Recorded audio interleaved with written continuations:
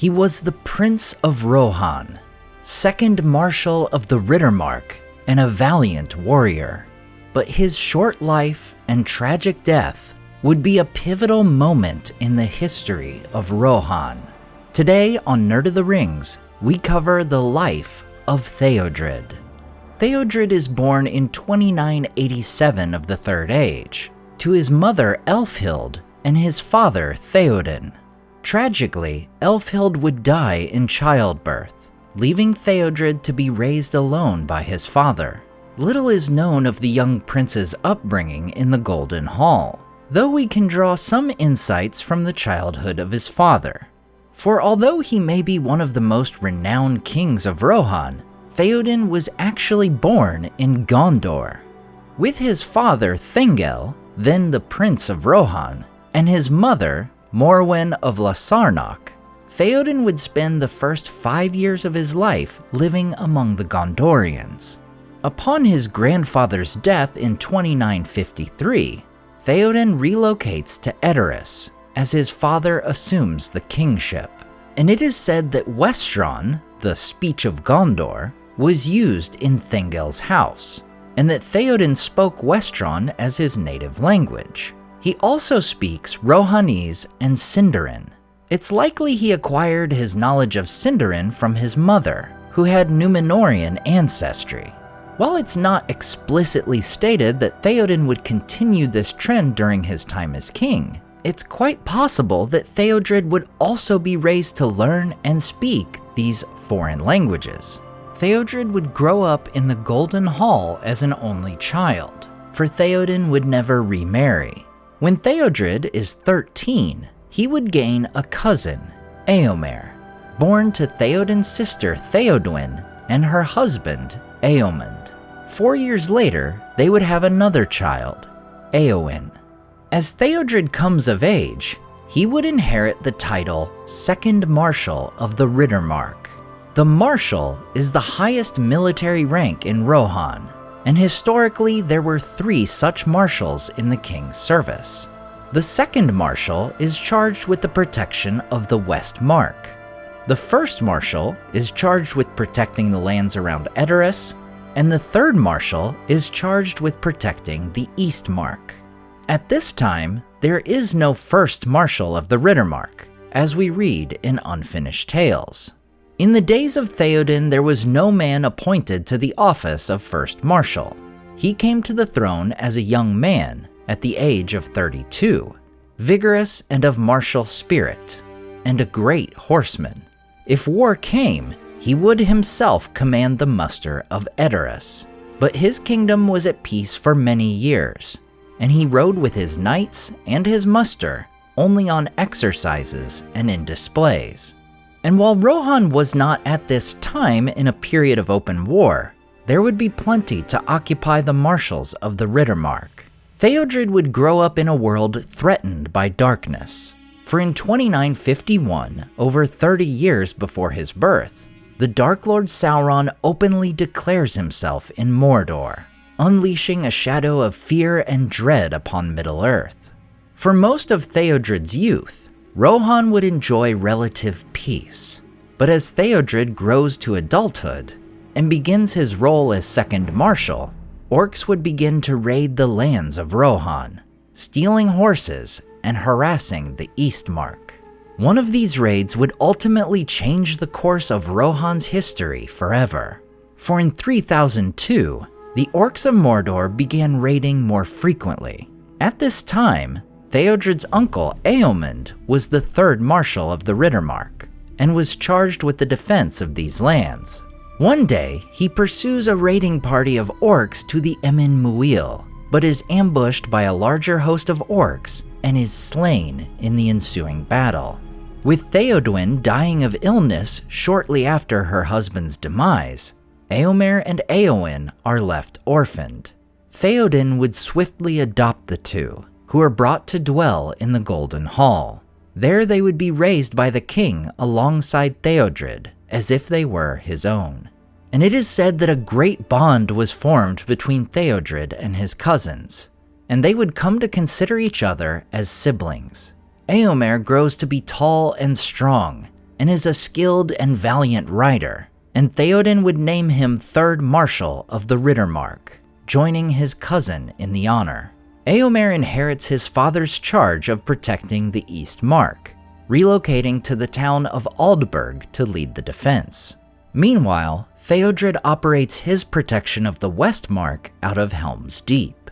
In 3014, when Théodred is 36 years old, his father's health begins to fail. While by no means a young man, Theoden's rapid decline at the age of 66 is unusual. Unbeknownst to anyone, Theoden's state was not merely the result of old age, for his trusted advisor, Grima Wormtongue, was secretly poisoning him. As we covered in previous videos, Grima was a spy for the corrupted wizard Saruman. The poisoning of Theoden was part of his plan to sow chaos and disorder in Rohan's command, thereby weakening the kingdom. And over the next 5 years, he would work to undermine those loyal to the king. Among Wormtongue's deeds is ensuring no one is named 1st Marshal when the king's health begins to fail, lest one of his opponents gain power and stature. For it is said that the greatest threats to an easy conquest of Rohan are Théodred and Éomer. They are fiercely loyal to the king and would do all they could to thwart Grima's influence over him. Thus, Grima sought to eliminate them from the king's trust and to pit them against one another.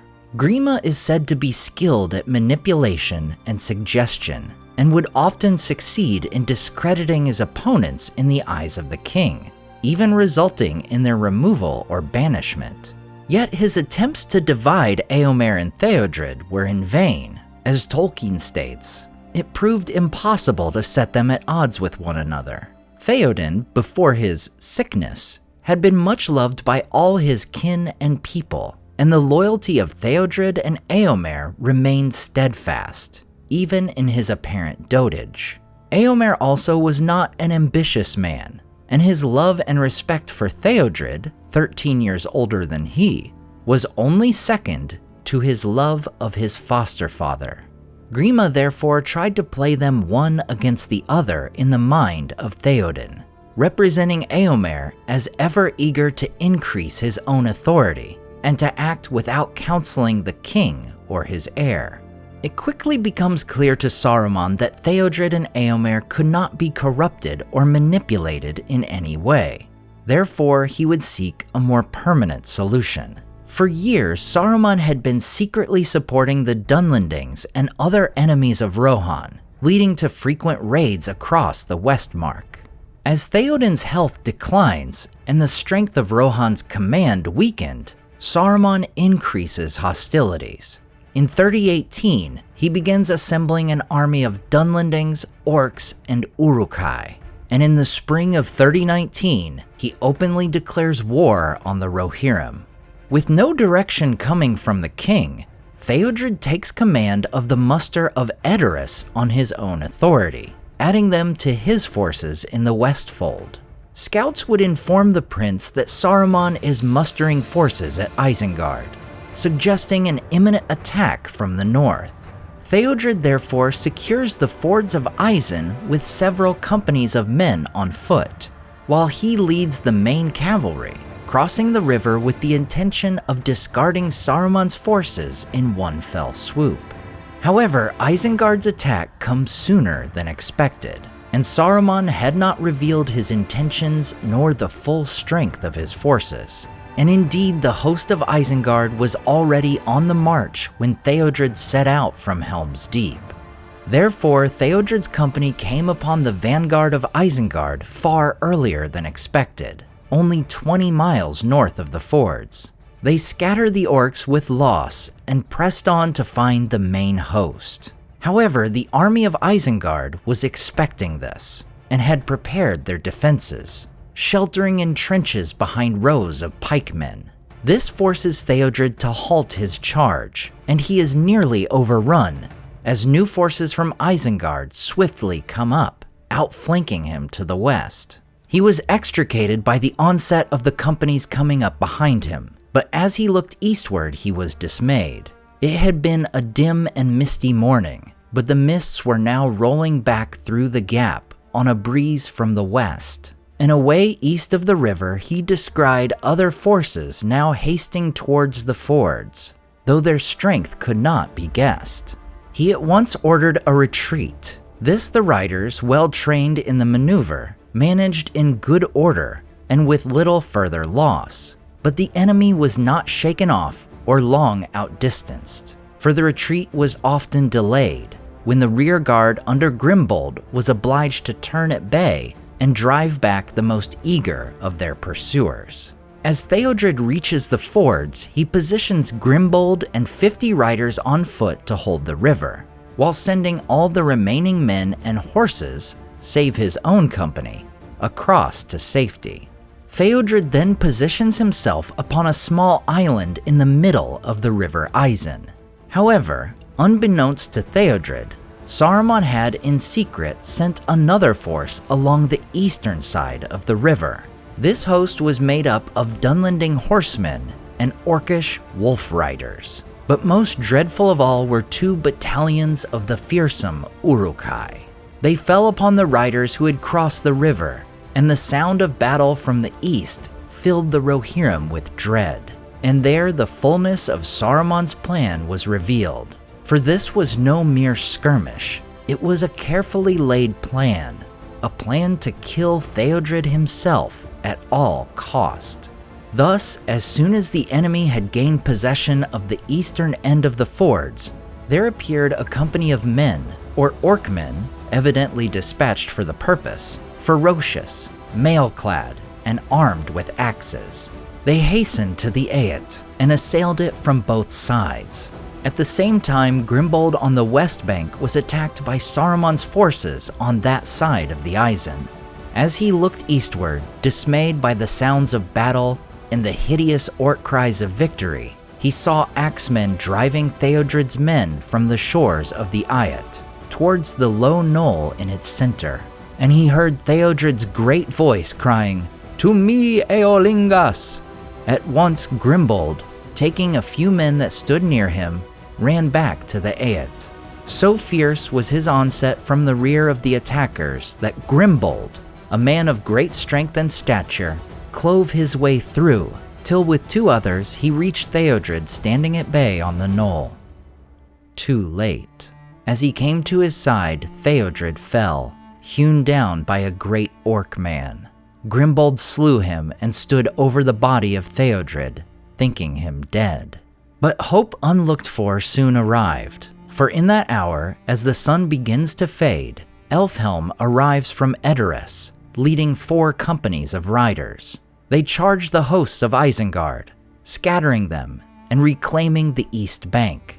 There he turns and assaults the axemen still attacking the island. And their battle is fierce and bitter, as the axemen of Saruman would fight to the last man and the last orc. Finally, no enemy stood upon the island to threaten them, and the battle waned.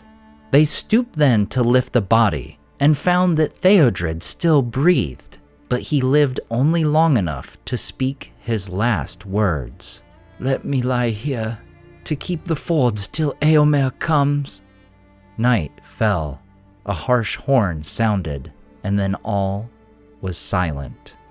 The attack on the west bank ceased, and the enemy there faded away into the dark.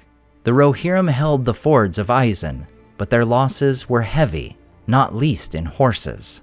The king's son was dead, and they were leaderless, and did not know what might yet befall. So passed Théodred, son of Theoden, prince and heir of Rohan. And it is told that Grimbold set up on stakes all about the Aet the heads of the axemen that had been slain there. But above the hasty burial mound of Théodred, in the middle was set Théodred's banner. Finally, Grimbold simply says that for the time, that will be defense enough. In the days to come, the host of Isengard would attack the fords of Isen yet again, and this time they would be victorious. This second battle of the ford would ultimately lead to the Great Battle of the Hornburg on March 3rd, 3019, where Saruman's forces would meet their end. Many great events followed, culminating in the establishment of the third line of the kings of Rohan, when Éomer ascends to the throne. Éomer, who Théodred loved as a brother, and who Théodred would speak of with his final words. And though his death was a major victory in Saruman's mission to conquer Rohan, Théodred's valor, bravery, and his death play a small role in the ultimate victory of his people. But what do you think would happen if Théodred had survived? How would the events of the war against Saruman, and ultimately the War of the Ring, have played out differently if Theoden had had Éomer and Théodred at his side? Let me know in the comments.